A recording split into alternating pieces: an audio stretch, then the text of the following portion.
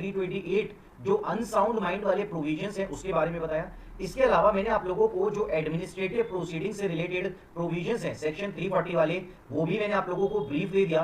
फिर उसके बाद मैंने आप लोगों से जो स्टार्ट किया था लास्ट क्लास में, मैंने आप लोगों को जजमेंट के बारे में पढ़ाना शुरू किया था।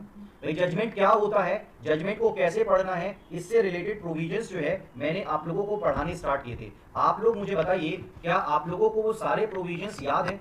याद है कि हम लोगों ने जजमेंट के बारे में कुछ बात करी थी?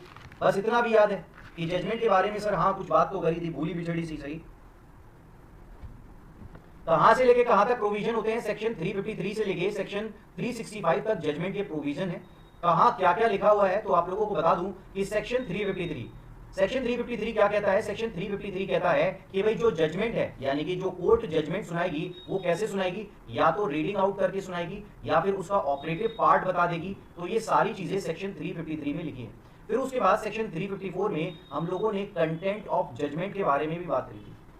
कंटेंट ऑफ जजमेंट, भाई कंटेंट ऑफ जजमेंट में क्या क्या है? तो हम लोगों ने बात करी थी कि कंटेंट ऑफ जजमेंट में पॉइंट ऑफ डिटर्मिनेशन होता है, पॉइंट ऑफ डिटर्मिनेशन जिसके बेसिस पर डिसीजन बनाना है, प्लस डिसीजन होता है और रीजन फॉर डिसीजन भी होता है, रीजन फॉर डिसीजन, ये भी हम लोगों ने बात करी थी। इसके साथ मैंने आप लोगों से एक इंटरव्यू का क्वेश्चन सेक्शन 354 का क्लॉज 5, हैंग्ड बाय नेक टिल डेथ, हैंग्ड बाय नेक टिल डेथ, फांसी देने का ही प्रावधान है, फांसी देने का ही प्रोविजन है सीआरपीसी में। ये बात कहां लिखी है? ये जो है सेक्शन 354 के क्लॉज 5 के अंदर लिखी।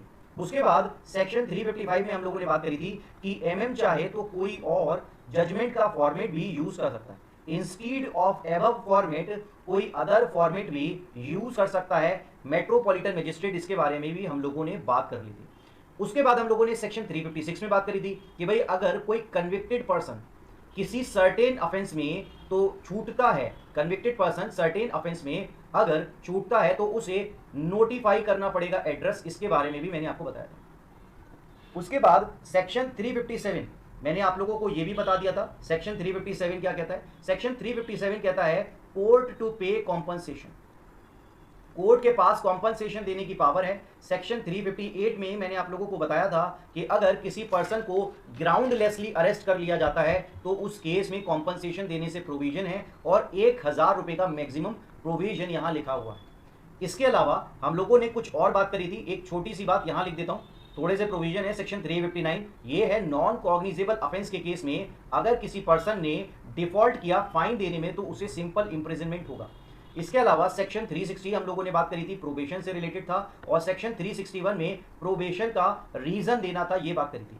362 हम लोगों ने बात करी थी क्लरिकल बेसिस पर अगर जजमेंट को चेंज करना है तो वो बात हम लोगों ने पढ़ी। 363 में लिखा था कि copy of judgement free of cost दी जाएगी। सेक्शन 364 ट्रांसलेशन से रिलेटेड है और सेक्शन 365 में कॉपी ऑफ जजमेंट डीएम को दी जाएगी। बताइए क्या हमने मुश्किल से 4 मिनट के अंदर अंदर क्या सारे प्रोविजन 352 से लेके 353 से लेके 365 तक सारे पढ़ लिए?